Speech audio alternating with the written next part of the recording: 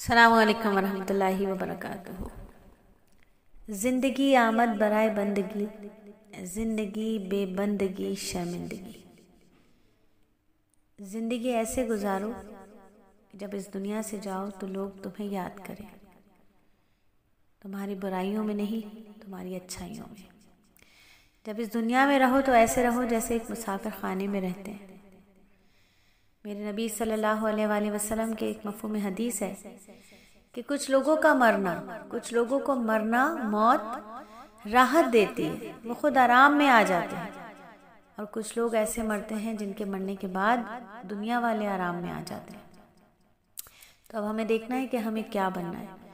تو زندگی کو خوبصورت بنانے کے کچھ اصول ہمارے اکابرین نے بھی بتائے، جن میں استاد محترم شیخ الاسلام حضرت مولانا مفتی محمد تقی عثمانی دامت برکاتہم عالیہ فرماتے ہیں کہ زندگی کیسے گزارنی ہے۔ نمبر 1 تو ہر حال میں اللہ تعالیٰ کا شکر ادا کیا کرو۔ ہر حال اللہ کے شکر کا حال ہے، کوئی بھی حال ایسا نہیں جو ہم یہ کہہ سکیں کہ یہ تو صبر کا حال ہے۔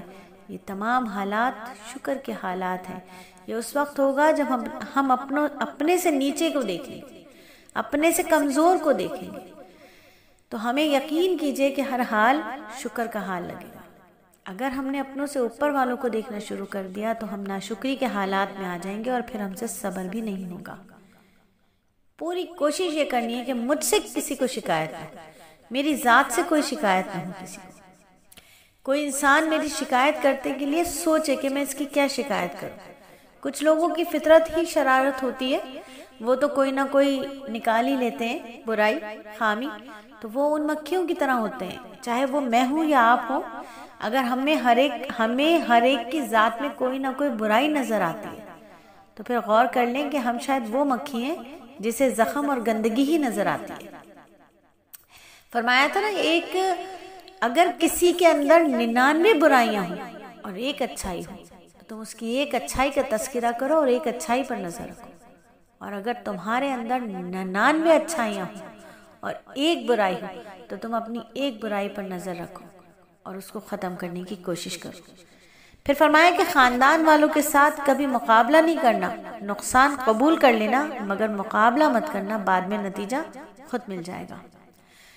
تو خاندان کیا ہوتا ہے؟ رحم کے رشتے ہمارا خاندان ہوتے ہیں، یاد رکھیے بہت اچھی طریقے سے۔ رحم کے رشتے کیا؟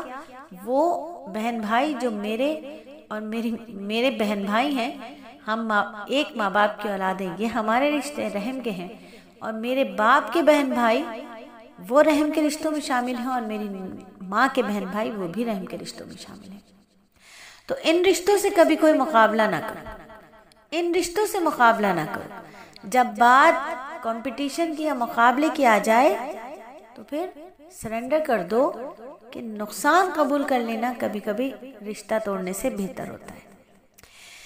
پھر کسی بھی جگہ یہ نہیں کہنا کہ میں عالم ہوں، نہیں، میں عالم ہوں، میرے ساتھ اس لیے رعایت کرو۔ یہ بہت ہی زیادہ غیر مناسب عمل ہے۔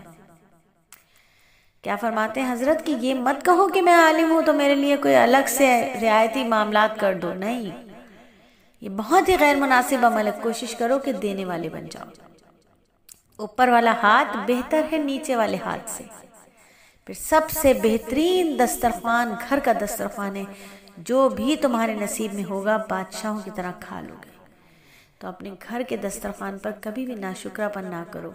دوسروں کے ہاں تو بات ہی دیگر ہے، اپنے گھر کے دسترخوان پر بھی ناشکرا پن نہ کرو، بلکہ جو بھی میسر ہے وہ بہت بہترین ہے، اسے کھاؤ، اللہ کا شکر ادا کرو کہ اللہ رب العزت نے ہمیں عطا فرمایا، اور اللہ تعالیٰ کے سوا کسی سے کوئی امید نہ رکھو کہ جو کچھ ہوتا ہے اس سب کو کرنے والے میرے اللہ ہیں۔